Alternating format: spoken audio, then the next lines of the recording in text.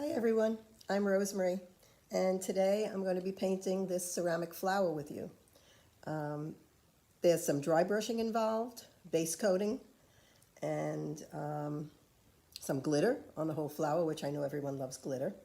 So to get started, I want you to make sure that you have your brushes out. Now you have two small brushes in your kits, those of you who picked up the kits from the library. You can get other brushes at Michael's, Amazon, so if you want to get bigger brushes. The brushes will work, they will just take a little bit longer to complete the piece. I use bigger brushes because I'm working to show you how to do this, but you can pause the video and just catch up with me. Okay, so what I'm going to do first is I want to make sure that you have paper towels handy, you have a water bowl, you have paper towels, your brushes, and your paints, okay? The paper towel, we're going to be dry brushing, so we will be taking a lot of color out on the paper towel. All right, so first I want you to base coat the whole entire front of the piece. Not entire. I didn't do the center. Base coat the whole entire front of the flower in the purple. Or if you have other colors, it's what you want to do now. On the back, I did pink. You can do whatever you would like. All right, but I do that after I did the front. All right, so I'm going to base coat the entire flower in the in the purple, except for the center, all the petals. And if you drag your brush across like this, hope you can see what I'm doing, you'll get a nice edge there. And then just pull it out and make sure it's smooth. When you dry brush, which is what we're going to be doing on this flower, you will have to be sure that the crevices don't show any white spots. Because when you dry brush and you go against the grain, you go across and you leave your crevices in the base coat color. If you missed any spots and they're white, they will stay like that. So you want to make sure that you have no white spots showing. Now, if your paint is thin, sometimes some of the colors are a little thin. If it's thin and you can see through your color, that's okay, because we're going to be putting so much of the pink over it. So it doesn't really matter if you can see through the purple. You just don't want any white spots, because in your crevices especially, your crevices remain the purple as much as possible. And if you have a white spot, it will show. Okay, so the entire flower part, not the center, is being done in the purple. And you see what I'm doing? I'm going around the center first. You can use that square brush that you have, and you put a little paint in your brush and you lay it down. And when it's properly loaded with paint, you can kind of scoop right across. This is what I mean about white spots. I don't know if you could see that. Those two little white spots I have there, that's what you don't want. So you have to make sure you get in there and get those white spots covered. But I'm doing around the center because that's the hardest part, to keep it off of where the green is going to go. So I'm doing that first. The green will most likely cover the purple. I don't think you'll have any problem with that. And sometimes it needs two coats, sometimes it needs one coat, but it doesn't matter right now because you're going to be dry brushing both areas, and I'm sure that it will cover, one color will cover another. Okay, so now I did the center part. Okay, and now I'm going to do the rest of the flower. Just pull your color out to the edge and hit the edges. Make sure that you hit the edges. You could do all the flat part first and then go back and do the edges. But always make sure you go back. If you notice, when I put it on, I go like this and I may go over here, but then I go back and I pull it, because when you're dry brushing, if you have any ridges in your paint and they dry with those ridges, when you dry brush, it accents all those raised ridges that you would have on there. So you have to always make sure your paint is smooth, and that's before it dries. So I always keep going back and pulling it and making sure it's nice and smooth as the best you can. Okay. This is the easy part of the piece. Not that anything else is that hard. It's a pretty simple piece. And like I always say to you when I do a video, you can choose whatever colors you like. If you have other colors, I guess you could make this into a sunflower. You could start it in brown, in a dark brown, and then dry brush yellows and mustard color and yellows over it. And do your center in a little lighter brown over the dark brown. It's your choice. I only show you how to do it, but your colors are your choice. I'm only able to give you a certain amount of colors in that strip, but you can always go to Michael's and pick up other colors if you wanted to do it differently. Okay. This takes even a little bit longer than going around the center.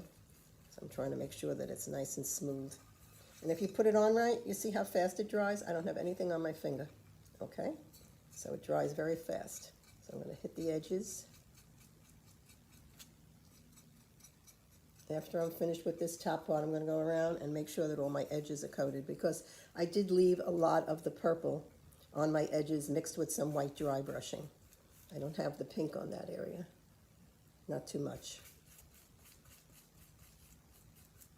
Okay, and then once it's dry, when the paint is wet, you will not notice your white spots, but when it dries, you'll notice your white spots. So now I'm going to go back and I'm going to just hit all my edges, because I can see all those edges are not done. I'm not even putting more paint in the brush. Whatever's in my, well, I have a big brush. So whatever's in this brush, I'm able to apply enough purple without dipping for more paint, because the brush holds so much paint. Almost done. Now, like I said, you should probably let this dry before you start doing the next step, so you can pause the video and go back to it after you get your base coat on of whatever color you choose to put on there. It's going around a long way. Okay. I believe I have just about the whole thing done, all right? So now what I'm going to do is, I'm not going to wash my brush. I'm going to use the same brush to apply the pink. Oh, you know what? Maybe before I do that, I'll use my little smaller brush and I'll do the green in the center while this is drying. Because if you try to dry brush over a color that you just painted, it might lift up the base coat. So it should be a little bit dry. So while that's drying, I'm going to apply the green, the solid green, to the middle. Okay, I have a little smaller brush here that I'm doing that with. I mean, this is really a dry brush I'm doing it with. It shouldn't be, but that's what I have in front of me right now. So now I'm putting the dark green on the center, and that's solid. You always have to make sure that you have all your white spots covered with a base coat. Now, I like to dry brush because if you don't dry brush and you have to butt your colors up against each other, like I'm doing here right now, it's not too bad on this piece because this is a flower. But if you had a piece that had a lot of detail and you're trying to paint each section individually without having a base coat underneath it, it's frustrating. You're going back and forth, touching up, going back, going out of the lines. So I prefer always to have a base coat on something. Doesn't always work, but most of the time it does. So when I do a lot of the classes, I'll base coat either in a brown or a gray, and then dry brush my colors over that. And then I don't have to butt my colors right up against each other because the gray or the brown is in the crevices and it looks like an antiquing. It looks like a background color. So you don't have to be perfect butting your colors up against each other. But you see here, where I'm doing two separate colors as base coats, you have to be more perfect with it. Now, I probably could have put the purple on the whole flower, but I decided to do it this way. I could have probably put the purple on the middle too, and just dry brush the green over it. And that would give me a little different look. It wouldn't be wrong, it would just be a little different. Sometimes experimenting gives you new ideas. So don't be afraid to try things. You can always go over it. Just keep your paints nice and smooth and thin, and you won't have any problems going over them. Okay, almost there. Almost there. Now, I didn't put my brush in water the first brush that I used. Now, you have different brushes, so it's going to make a difference, but I'll just explain to you. When I'm using dry brushing brushes, which is mainly for the adults, I don't put them in water until I'm finished painting with them that day. Now, I don't want you to say, I told you not to wash them, and a week later, they're stiff as a board. No, you wash them eventually when you're finished with them. But if you put water in your brush and try to use it to go back and dry brush another area, I could tell immediately that the brush was wet. The colors don't go on the same way. So dry brushing is dry brushing, dry brushes. The brushes must be dry. Okay, so I'm not going to wash this. I'm just going to put it aside, and I'm going to go back to the big brush that I used. I'm going to do some pink. Okay, now I'm just going to wipe out what I have in my brush. And then this is not really a dry brush, but it's stiff enough that I can use it. And I'm going to pick up the pink in the brush and wipe it out on the paper towel. And then I'm going to lightly apply a coat in both directions. And because the purple is in my brush, I'm not going to get a true pink to begin with, but that's okay. It's okay. I'd rather it gradually build up. And I don't know if you could see that. You could see it somewhat, right? But each time you dip in the pink, the color will get more vivid because it will be wiping out the purple out of the brush. Now, can you see a difference between that and what I did before? See, there's more pink in the brush already. Now, I'm using the side of the brush, and it's like in a sweeping motion back and forth, so I don't go in the crevices. If you have too much paint in the brush, you're going to go in the crevices, and you don't want to do that. So this is a sweeping motion back and forth. Now, if you press too hard, if you have too much water in your brush, which is too much paint, it's going to lift up your previous coat. Now, if it lifts it up, just go away from it and let it dry. There's nothing you can do. You just, you have to wait and touch it up either with the purple, or if the pink is covering, you could do it with the pink. Now we're going to do this 2-3 times until you like the effect of how it went on. You like the color. And I go back and overlap and see how it's coming together. Sometimes there's a reflection here. Okay. Every time you dip and you wipe. Every time. I start out with a very light hand. And then as I get the feel of how much is in my brush, I can press a little bit harder.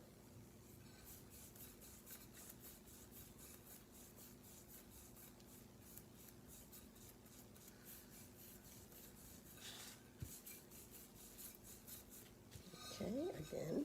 Now the first coat looks like nothing. The second and third coat make a big difference. Once you get that first coat on, that's half the battle. And then your second coat, your color is much more vivid. Now, if you think that that pink is too dark, okay, you can add a drop of white to it. You did get white. But the first coat, I like to keep it dark, so there's not that big a contrast between the purple and the pink. And now I'm going over it a second time, and you could see the difference in the color.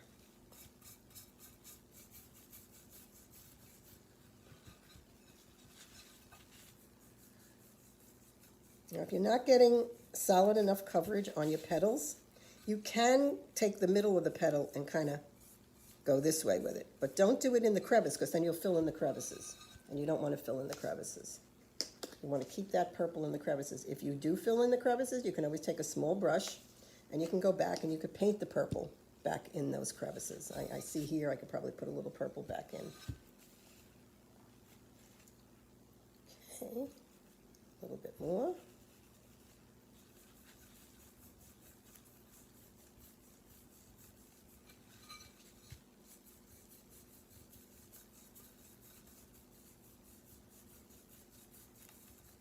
And each time you do it, it gets brighter and brighter. Now, if I hit the green, it's okay.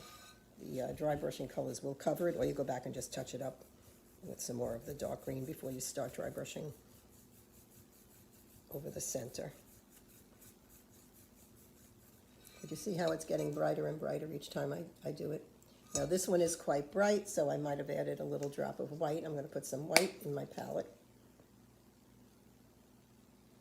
And I'm going to pick up, well, let me finish with this color first.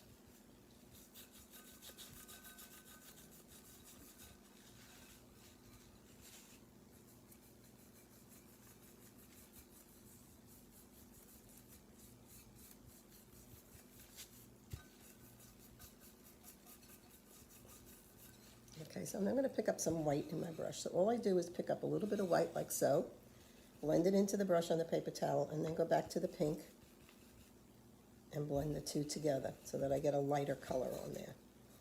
And let's see if this is, yeah, well, that's a little bit too white. See it down there on the bottom? Might be a little bit too white. So go back and pick up a little bit more of the pink. And I only mix them on the paper towel. And when I do something, when anybody does something, no two pieces ever come out alike. I can do, 2 or 3 of these in a row and they'll all be a little bit different. There's no right or wrong. It's art. And when you like it and you're satisfied with it, then you stop. It doesn't have to look exactly like mine. It's your piece. So again, I put a little dot of white in my brush and some pink.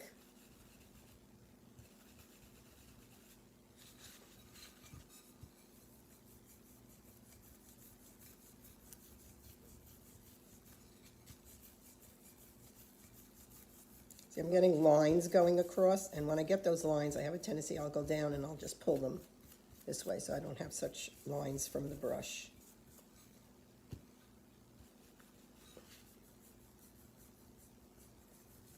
It's getting a little brighter now. See it here? Getting much brighter. So you can continue doing this until you're satisfied with it. I don't have to take it to the point of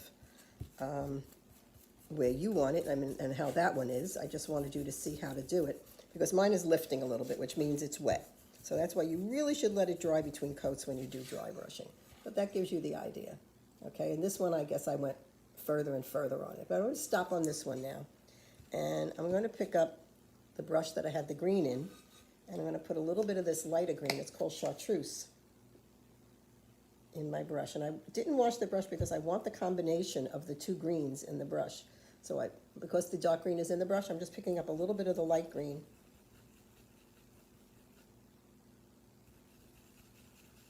See, and I'm getting a little lighter green there. And I'm going to dry brush.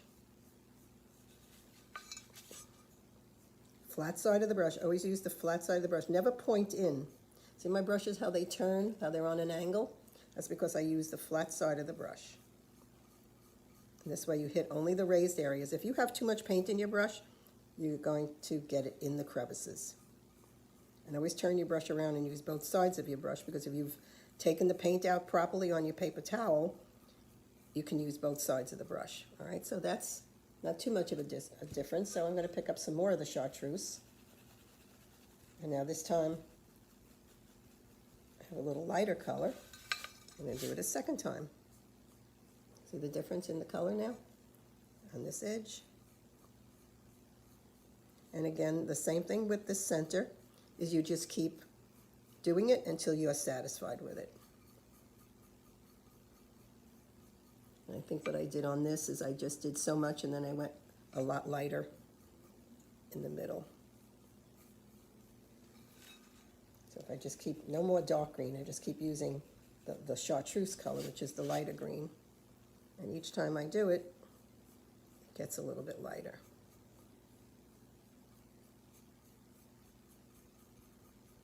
And then I'll stop and I'll go back with just the chartreuse and do the center to make the center stand out a little bit more.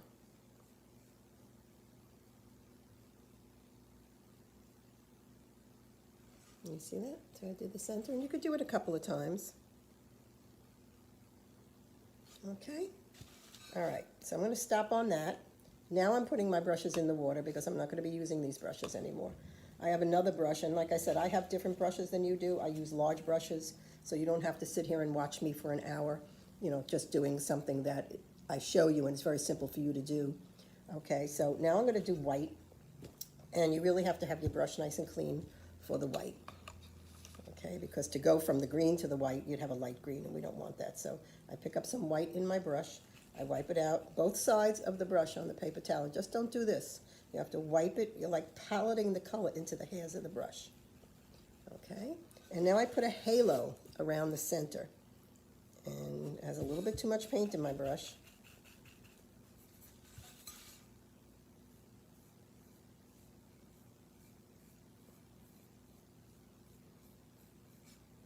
Flat side of the brush. You really want nothing in your brush. And even when you think you ran out of paint, just keep going around and around. Again, until you're satisfied with it and it looks the way you want it. You may think there's nothing in your brush, but there is. True dry brushing is, if you would properly dry brushing, you can almost see a powder of paint forming on the table in front of you. Okay, so that's a small amount. I'm going to do more. I'll do more over here. But I could let that dry, and I could do your edges. Now my edges, I came in on. I wanted my edges to have a little bit more white, so I feathered it in like so. All right, and you could even flip it down a little bit so you get that little wispiness onto the petals of the flower. And the reason I went away from the center is I'll give it a couple of seconds to dry, and then I'll go back to it. So I'll go all the way around this. Everything, when you dry brush, you do it at least twice. You could do it 5 times. That's up to you.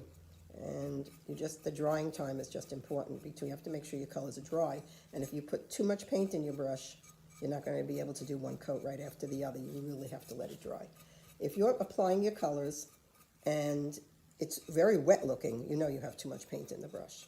It should be very dry. I have a brush that's shedding.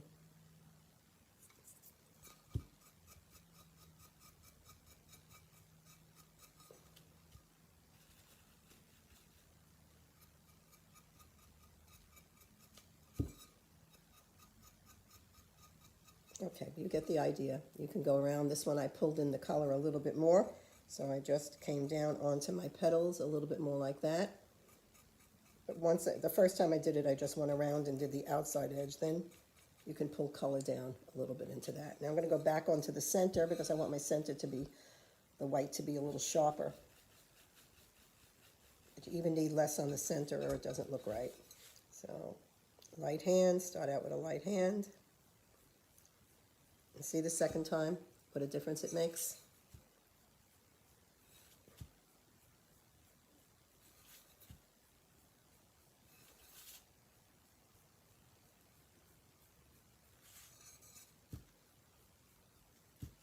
And you could just keep going around until you like the way it looks. This one has a bigger white halo around it. So you spread it out a little bit more. Now I'm spreading it out.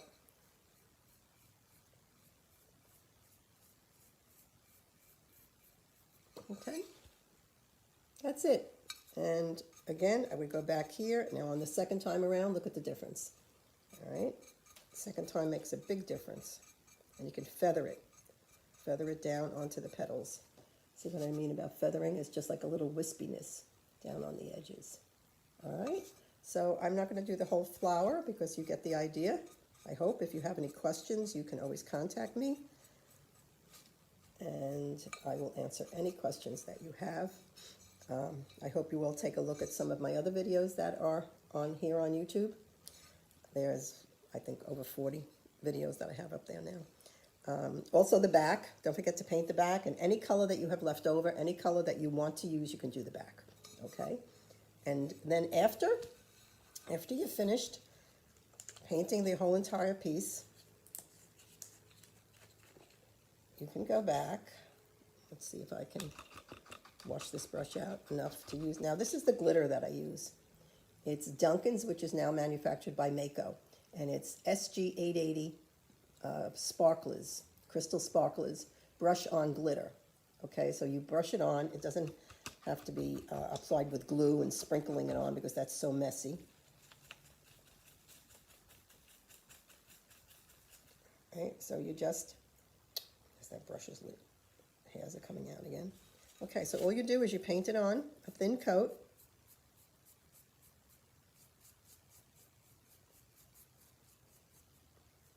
And then once it dries, you'll be able to see the glitter. I can almost see it a little bit now, but it really needs to dry to see the glitter.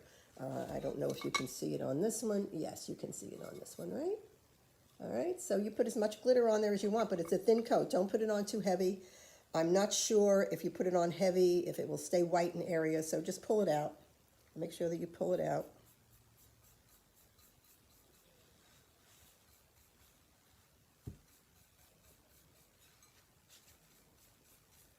Okay, just one coat like that. You pull it out, you put it on, and there you go. And this is a very simple piece, just a little bit of dry brushing, and it's a pretty flower. Now, somebody asked me if this can be used in the garden as a stepping stone, and I said, you can put it in the garden, but I wouldn't step on it because it's ceramic and it will definitely break. And anything that you put outside, you should bring in below 32 degrees. And also make sure they're sealed. You can seal them with a spray or a paint-on sealer, which you can get on Amazon, or you can also get it at Michael's. And there's a Dunkin' paint-on sealer that you can use. It comes in gloss and it comes in matte. I believe that the glitter is a sealer, so if you put that on the whole piece, you probably wouldn't have to seal it. And every time you bring it in for the winter, before you put it out again, make sure that you clean it and reseal it again. I think it's best if you reseal the piece a second time, a third time, whatever, when you put them back out. And I think they'll last longer if you take care of them. I probably haven't done that with all my pieces. They're pretty good. They last pretty long outside. It depends where you have them. People have told me they can fade. Depends the sunlight that they're in and the exact area that they're in. But if you take care of them, they will last a long time. So I hope you enjoyed watching me paint this flower, and I hope to see you guys again. Have fun painting. Thank you.